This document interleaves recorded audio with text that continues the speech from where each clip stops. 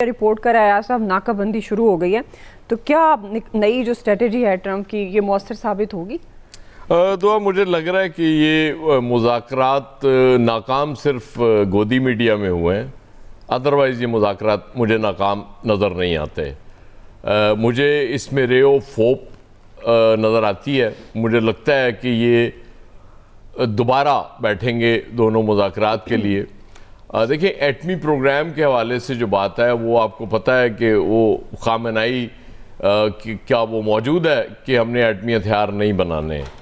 तो लेकिन इस वक्त ये जो आज की तारीख तक हुआ है, मुझे लगता है कि दोनों की अपनी पब्लिक कंजम्पशन के लिए ये मामलात, ये मुज़ाकरात आप कह लें कि बेनतीजा रहे, क्योंकि वो वहाँ भी आपको पता है नवंबर में मिड टर्म होने वाले हैं अमेरिका में, और ज़ाहिर है ईरान के भी, उनके लिए भी बड़े मसाइल हैं, क्योंकि उनकी जो पासदाराने इनकलाब है उसको भी उन्होंने मुतमईन करना है, और ज़ाहिर है इन्होंने भी अपने लोगों को मुतमईन करना है। तो पॉसिबल था कि ये मुआहदा हो जाता, क्योंकि कहा यह जा रहा है कि बहुत करीब पहुंच चुके थे मुआहदे के। एक स्टेज पे लग रहा था कि शायद ये मुआहदा हो जाएगा और इस्लामाबाद डिक्लेरेशन इसका नाम होगा। अब नेक्स्ट कब होंगे, कहाँ होंगे मुज़ाकरात, बात कैसे यहाँ से शुरू होगी। सबसे बड़ी बात यह है कि पाकिस्तान ने दुनिया को ये 2 हफ्ते की जंग बंदी का तोहफ़ा देके, क्योंकि उस वक्त जो सिचुएशन थी वो बहुत खौफनाक थी। वो ऐसे लग रहा था जैसे कोई आलमी जंग शुरू होने वाली है, और उसकी बातें भी शुरू हो गई थी, क्योंकि ट्रंप साहब जिस तरह की वो बात आखिरी धमकी दे चुके थे एक पूरी सिविलाइजेशन ख़त्म करने की, वो बहुत सीरियस थ्रेट थी। और वहाँ से वापस लेके आना, ये आप यकीनन अपनी गवर्नमेंट को, अपने पॉलिसी मेकर्स को, स्पेशली फील्ड मार्शल और प्राइम मिनिस्टर बेचारों का तो हालत ये हो गई है कि मुझे लगता है कि फिजियोथेरेपिस्ट का एहतमाम करना पड़ेगा।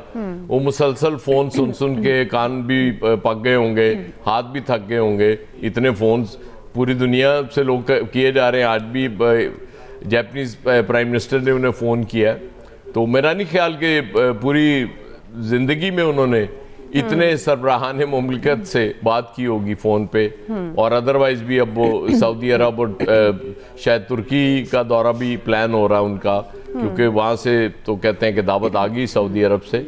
और फिर जो इसमें पॉजिटिव चीज़ें आपको नज़र आ रही हैं कि ईरान और सऊदी अरब में राब्ते हो रहे हैं, ईरान और कतर में राब्ते हो रहे हैं, ये बहुत अच्छी चीज़ है, क्योंकि वो जो गलतफहमियाँ पैदा हुई वो हमलों के हवाले से, वो भी दूर होनी चाहिए। और ये हमारे लिए भी सबसे ज़्यादा इम्पॉर्टेंट है कि अरब और ममालिक और ईरान में वो गलतफहमियाँ ना पैदा हों, कोई ऐसी सिचुएशन ना बने कि इनके दरमियान को जंग का वो माहौल बन सके। क्योंकि इज़राइल की पूरी कोशिश ये थी इस सारे क्राइसिस में कि किसी तरीके से ईरान और अरब ममालिक आमने सामने आ जाए, इनकी आपस में लड़ाई शुरू हो जाए, फिर तो विन विन पोजीशन बन जानी थी इज़राइल के लिए। अब इज़राइल का अपना वो नेतन्याहू का मसला बना हुआ है, वो जो उन पे करप्शन का केस है, उसके लिए भी दरख्वास्त है कि जी इसको डिले किया जाए। स्टिल मैं आखिर में यही कहूँगा कि मैं होपफुल हूँ, मैं मायूस नहीं हूँ। जी इलियास साहब, देखिए, एक बहुत बड़ी कामयाबी थी पाकिस्तान की कि इन सब को इकट्ठा कर लेना। पाकिस्तान ने बुला के मुज़ाकरात करवाए, ख़ासतौर पर अमेरिका को, इधर ईरान को बुला के इस्लामाबाद में, जो इस्लामाबाद टॉक में जो सारे मुज़ाकरात हुए, 3 सेशन हुए, जो भी हुआ जिसमें हुआ अगर हुआ, लेकिन दोनों में से अफ्रीकन ने जो था कि अगर 47 साल बाद एक टेबल पर बैठे, लेकिन दोनों ने इनकार नहीं किया कि हम मुज़ाकरात का अगला राउंड होगा या नहीं होगा। ज़ाहिर है इस पर बैठ के बातचीत करेंगे, हर बात अपनी मनवाना चाह रहे थे। लेकिन ये चीज़ है कि अमेरिका ने देख लिया, फ़ज़ाई हमले करके, समुद्री देख लिया, ज़मीन पर भी जाके हमला करने की कोशिश करके देख लिया कि उसको किसी सूरत में भी कामयाबी हासिल नहीं हुई। अब जाहिर है वो उस पर देख रहा है कि प्रेशर डालने की कोशिश कर रहा है। अब देख रहे हैं, अब स्ट्रेट हॉर्मज़ का जो है कि नाकाबंदी करने की वजह से उसको पता है कि 109 अरब डॉलर की इनकी इंपोर्ट एक्सपोर्ट है, और GDP का 24% जो है, जो इनका शेयर है, वो किसी तरीके प्रेशर डाल के इन पर जा रहा है कि ऑयल की इनकी सप्लाई बंद करके इस तरह की करके इनको लेके आए और इनसे दोबारा जो से मुज़ाकरात पहले किए हैं अब इनको किसी तरीके ले आए और उनकी बात मानी जाए, उसमें टर्म्स एंड कंडीशन अमेरिका की मानी जाए, जिस पर ईरान पहले भी नहीं माना। और अगर ईरान पर कोई प्रेशर होता जंग का, क्योंकि उनके पास खोने को कुछ नहीं, उन्होंने आगे से मुकाबला किया है, 43 दिन मुकाबला करके दिखा दिया है, तो जाहिर है जंग बंदी हुई तो इसके अमेरिका के सांस में सांस आई है। एक तो उनके रोज़ का $2 बिलियन का, फिर एक रोज़ टेंशन, और जाहिर है उनके अंदर से मुल्क में भी प्रेशर, अमेरिका से भी प्रेशर, दुनिया भर से भी प्रेशर कि जंग ना की जाए।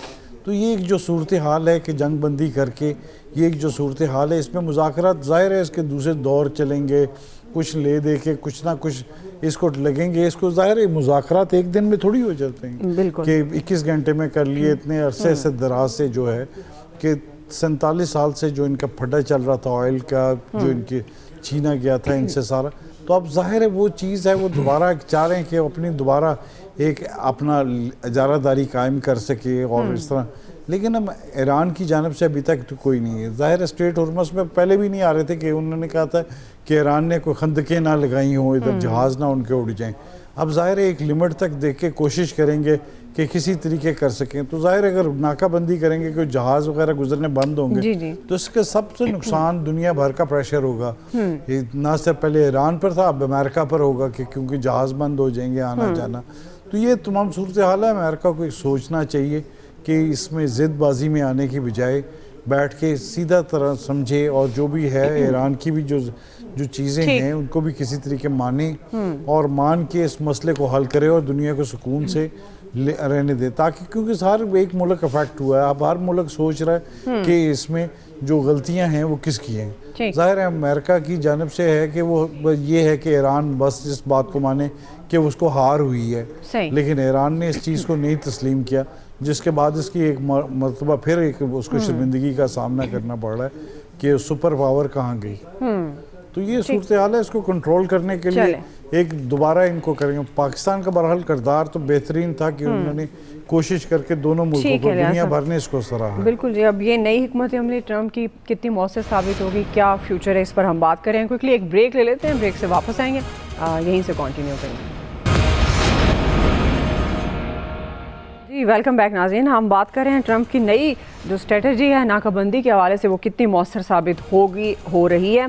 फैसल साहब, अभी जैसे सदर ट्रम्प का बयान भी आया नाकाबंदी के बाद कि ईरानी बहरिया को मुकम्मल तौर पर तबाह हो चुकी है, तो आपके ख्याल में ये क्या स्ट्रेटजी मौसर साबित होगी?